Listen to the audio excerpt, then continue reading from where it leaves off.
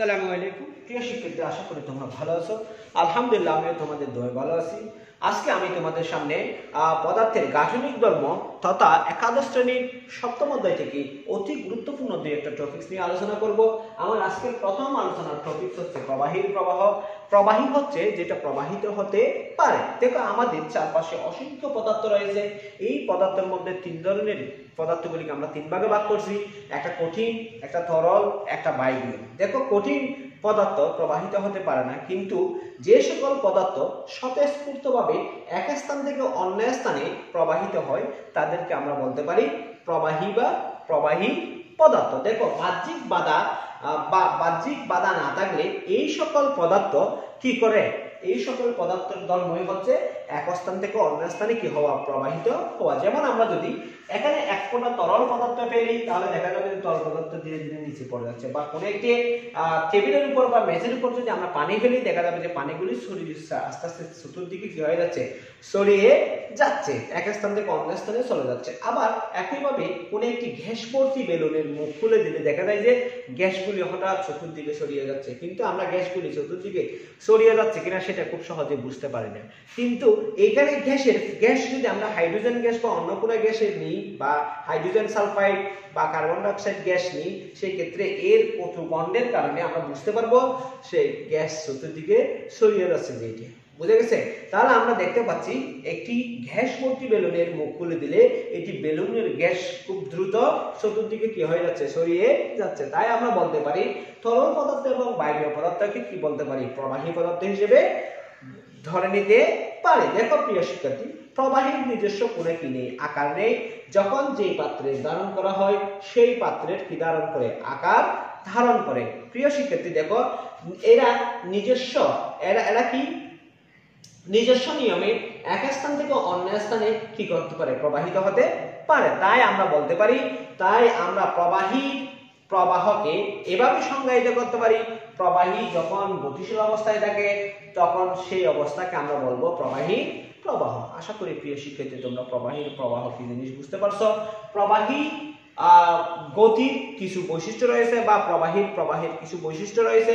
এক নম্বর হচ্ছে যখন কোনো প্রবাহীর বেগ সময়ের সাথে যে কোনো বিন্দুতে থাকে, যখন কোনো প্রবাহীর বেগ সময়ের সাথে যে কোনো বিন্দুতে থাকে তখন প্রবাহীর গতিকে স্থির বলা হয়। অর্থাৎ যখন কোনো একটি প্রবাহীর প্রবাহ সময়ের সাথে অপরিবর্তিত থাকে তখন আমরা প্রবাহীকে কি বলবো, স্থির বলবো। এই ক্ষেত্রে প্রবাহীর প্রতিটা কণার উপরই পূর্বগামী কণা কি বলে, গতি বেগকে হুবহু অনুসরণ করে। অর্থাৎ এই ক্ষেত্রে সে তার পূর্বগামী কণার বেগকে কি করবে, অনুসরণ করবে। কারণ এই ক্ষেত্রে যেহেতু সময়ের সাথে তার অবস্থান পরিবর্তন করতেছে না, সেহেতু সেই অবস্থাকে আমরা কি বলবো, স্থির অবস্থা বলবো। যদি প্রবাহীর স্থির গতির ক্ষেত্রে প্রবাহীর বিভিন্ন স্তর, আমরা জানি যে প্রবাহীতে বিভিন্ন স্তর থাকে, এই প্রবাহীর স্তরগুলি একটা আরেকটার সাথে আপেক্ষিকভাবে কি হয়, গতিশীল হয়। দেখো, প্রবাহীর স্থির গতির ক্ষেত্রে প্রবাহীর বিভিন্ন স্তর পরস্পরের সমান্তরালে কি হবে, প্রবাহিত হবে। যখন প্রবাহী স্থির অবস্থায় থাকবে বা প্রবাহীর যদি সময়ের সাপেক্ষে তার গতির পরিবর্তন হচ্ছে না মনে হয়, সেই ক্ষেত্রে প্রবাহীর বিভিন্ন বা সমান্তরাল পৃষ্ঠগুলি বা প্রবাহীর বিভিন্ন স্তর পরস্পরের সাথে কি অবস্থা থাকবে, সমান্তরালে প্রবাহিত হবে। এবং এই প্রবাহকে তখন বলবো ধারারেখ প্রবাহ বা স্রোতরেখ প্রবাহ। অর্থাৎ প্রবাহী যদি সুশৃঙ্খল ভাবে প্রবাহিত হয় তখন তার প্রবাহকে আমরা বলবো ধারারেখ প্রবাহ। দেখো, ধারারেখ প্রবাহের ক্ষেত্রে প্রবাহীর গতি সংকট বেগ সীমার নিচে থাকে। সংকট অর্থাৎ যে বেগে অতিক্রম করলে প্রবাহী স্রোতরেখা অতিক্রম করে, অর্থাৎ ধারারেখ প্রবাহ অতিক্রম করে বা শান্ত প্রবাহ অতিক্রম করে, সেই বেগকে আমরা বলি সংকট বেগ। অর্থাৎ সংকট বেগের আগ পর্যন্ত প্রবাহী ধারারেখ প্রবাহী থাকে। এবং এই ক্ষেত্রে রাইনল্ডের সংখ্যার মান 2100 এর চেয়ে কম হয়। কত এর চেয়ে কম হয়? রাইনল্ডের সংখ্যার মান 2100 এর চেয়ে কম হয়, 2100 অপেক্ষা কম। বুঝে গেছে? অর্থাৎ 2100 অপেক্ষা কি হবে, 2100 অপেক্ষা রাইনল্ডের সংখ্যা 2100 অপেক্ষা কম হবে। প্রিয় শিক্ষার্থী দেখো, যদি প্রবাহীর বেগ সংকট বেগ অতিক্রম করে সেই ক্ষেত্রে প্রবাহী আর ধারারেখা প্রবাহী থাকে না, সেটি কি হয়ে যায় বিশৃঙ্খল প্রবাহী বা কি বলে এটি অশান্ত প্রবাহে পরিণত হয়ে যায়। প্রিয় শিক্ষার্থী দেখো, ধারারেখা প্রবাহের ক্ষেত্রে প্রবাহীর গতিরেখার কোন বিন্দুতে স্পর্শ অঙ্কন করলে ধারারেখা প্রবাহের ক্ষেত্রে প্রবাহীর গতিপথের কোন বিন্দুতে যদি আমরা কি দেখি, গতিরেখার কোন বিন্দুতে যদি স্পর্শক আঁকি, সেই ক্ষেত্রে দেখা যাবে যে ওই স্পর্শক ওই বিন্দুতে প্রবাহীর গতির কি নির্দেশ করবে, দিক নির্দেশ করবে। প্রিয় শিক্ষার্থী, প্রবাহীর গতি আমি কিছুক্ষণ আগেই বলছিলাম, প্রবাহীর গতি যদি কি হয় সংকট বেগকে অতিক্রম করে, তখন সেই ক্ষেত্রে প্রবাহ আর কি থাকে না, শান্ত থাকে না, তখন প্রবাহ অশান্ত হয়ে যায় এবং এই ধরনের প্রবাহকে বলা হবে অশান্ত প্রবাহ বা বিক্ষিপ্ত প্রবাহ। প্রিয় শিক্ষার্থী, যখন প্রবাহীর কোনো নির্দিষ্ট কৌণিক বেগ থাকে না, তখন প্রবাহীকে অঘূর্ণনশীল বলা হয়। অর্থাৎ প্রবাহীর যদি কোনো নির্দিষ্ট কৌণিক বেগ না থাকে, তখন আমরা সেটাকে কি বলবো, অঘূর্ণনশীল প্রবাহী বলবো। প্রিয় শিক্ষার্থী দেখো, প্রবাহীর প্রবাহ সান্দ্রীয় বা অসান্দ্রীয় হতে পারে। সান্দ্রীয় মানে হচ্ছে যে, সান্দ্র মানে হচ্ছে ঘর্ষণ বলের মতন এক ধরনের বল, যে বলটা আপেক্ষিক গতির ক্ষেত্রে সৃষ্টি হয়। অর্থাৎ দুটি পৃষ্ঠের মধ্যে যদি আপেক্ষিক গতি থাকে, সেই ক্ষেত্রে শুধুমাত্র এই বলটা সৃষ্টি হয়। এবং প্রবাহীর প্রবাহ সংকোচনীয় বা অসংকোচনীয় হতে পারে, বা সংনম্য বা অসংনম্য হতে পারে। আশা করি প্রিয় শিক্ষার্থী তোমরা প্রবাহী গতির মোটামুটি বৈশিষ্ট্য মোটামুটি বুঝতে পারছো। তোমরা যদি তোমাদের বইতে আরেকটু খুলে দেখো, তোমাদের বই নিয়ে আরেকটু রিসার্চ করে দেখো, তাহলে তোমরা এই প্রবাহীর গতির বৈশিষ্ট্য তোমরা আরো ভালোভাবে বুঝবে। প্রিয় শিক্ষার্থী, আমি এখন প্রবাহীর প্রকারভেদ নিয়ে আলোচনা করব।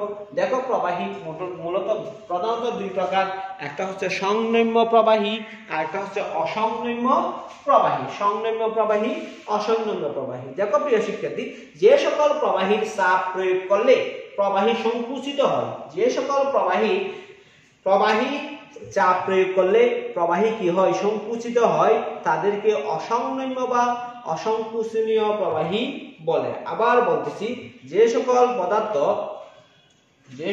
প্রবাহী চাপ প্রয়োগ করলে, দেখো প্রিয় শিক্ষার্থী, আমাদের একটু ভুল হয়েছে এখানে। আমরা অসংনম্য প্রবাহী বা অসংকোচনীয় প্রবাহীর ক্ষেত্রে আমরা বলবো যে সকল প্রবাহী পদার্থ সংকুচিত হয় না, সংকুচিত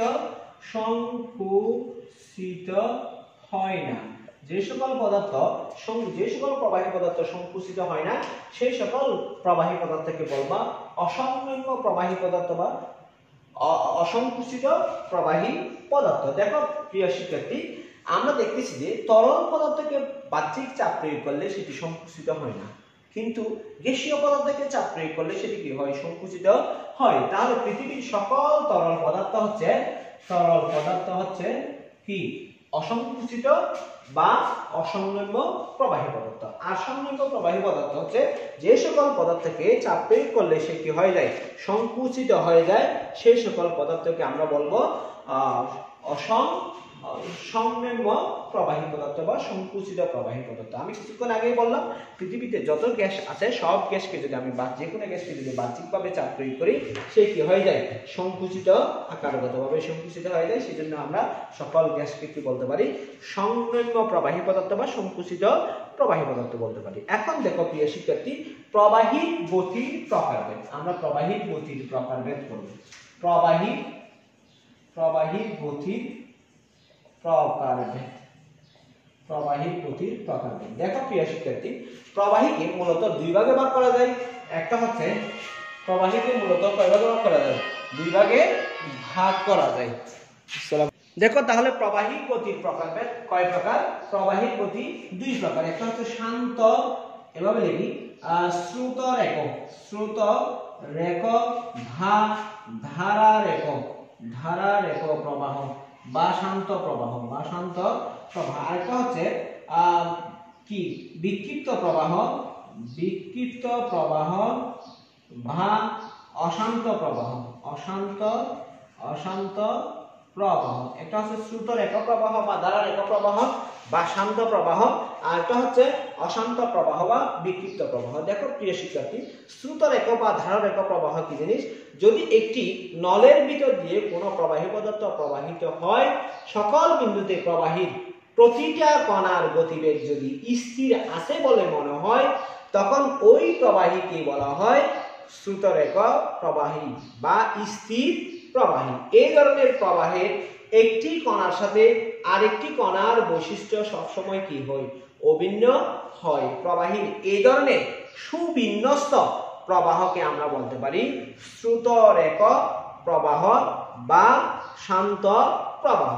অর্থাৎ আমরা এই প্রবাহকে, দেখো আমি চিত্রের মাধ্যমে যদি এভাবে দেখাই, দেখো একটা নলের মধ্যে দিয়ে দেখো কণাগুলি এভাবে শান্তভাবে প্রবাহিত হচ্ছে, অর্থাৎ সুশৃঙ্খল ভাবে প্রবাহিত হচ্ছে। যদি এরকম প্রবাহ সুশৃঙ্খল হয়, অর্থাৎ প্রতিটি অণুর বৈশিষ্ট্য অভিন্ন থাকে, অর্থাৎ প্রতিটি কণার অবস্থান স্থির বলে মনে হয়, তখন সেই ধরনের প্রবাহকে বলবো স্রোতরেখা প্রবাহ বা শান্ত প্রবাহ। স্রোতরেখা প্রবাহের বেগ সবসময় কি থাকে?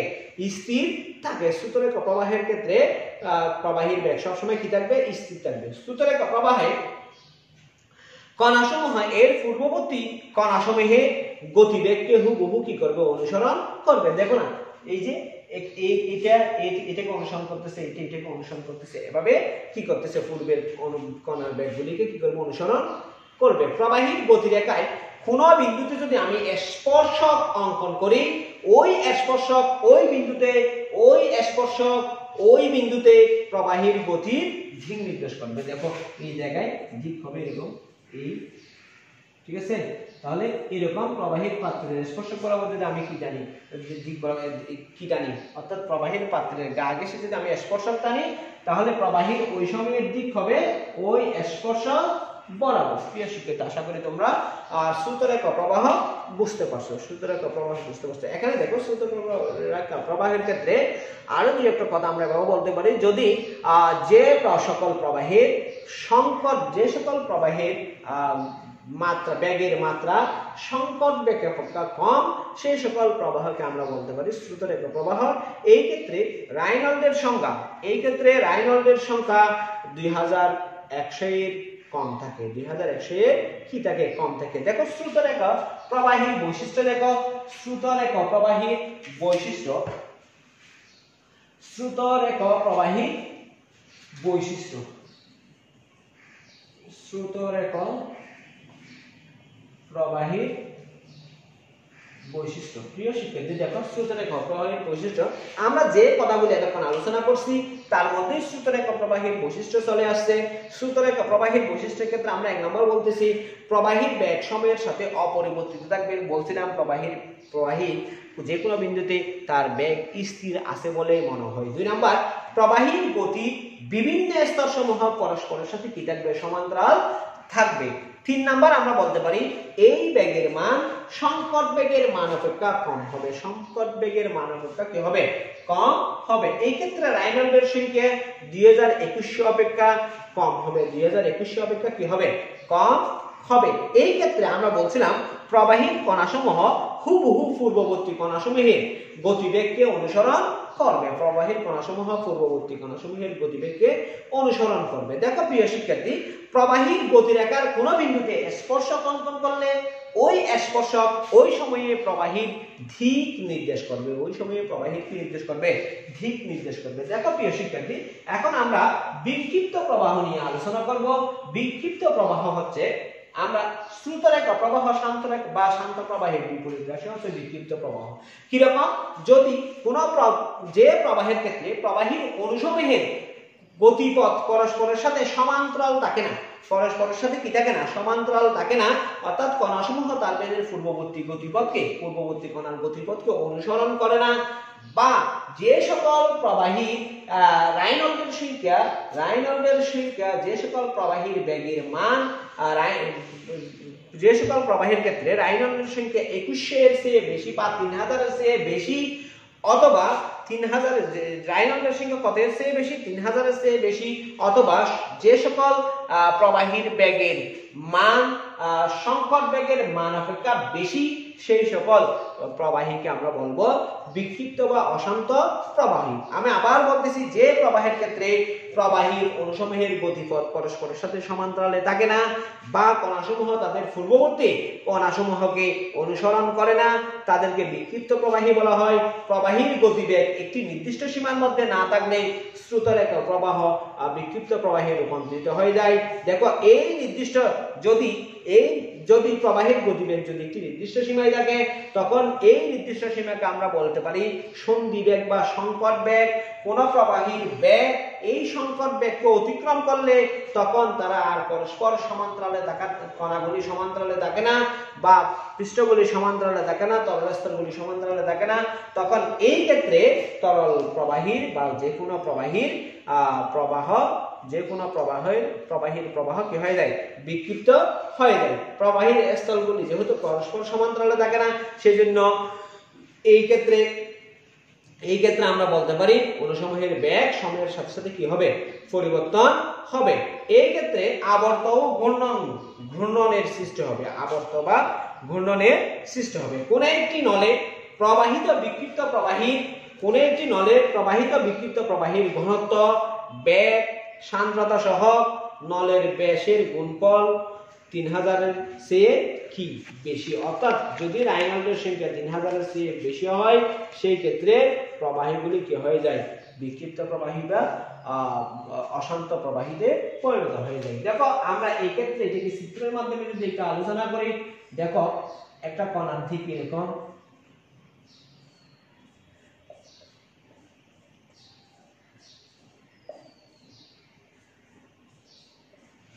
দেখো এই ক্ষেত্রে দেখো সমান্তরালে যাচ্ছে, একটার সাথে একটা অনুসরণ হচ্ছে, পূর্ববর্তী কণাকে অনুসরণ করে সামনের দিকে গতিশীল হচ্ছে। কিন্তু এই ক্ষেত্রে কোনো প্রকার অনুসরণ হচ্ছে না, যে যার মতো করে কণাগুলি সামনে পিছনে যাচ্ছে।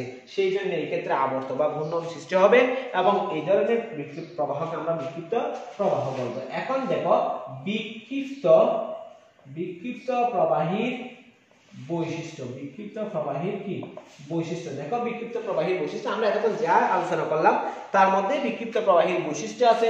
আমরা এই 1 নম্বরে বলতে পারি বিক্ষিপ্ত